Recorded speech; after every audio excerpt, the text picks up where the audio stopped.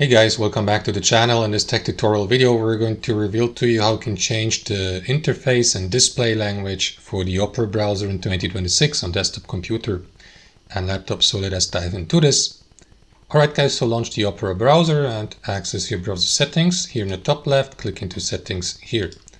Next, navigate to languages. And here guys, here under preferred languages, you will see the languages you would like Opera to display websites in. So what you want to do guys is click into add languages here to add more languages to that list. Click into that check box next to it to add the given language and confirm by clicking into this button.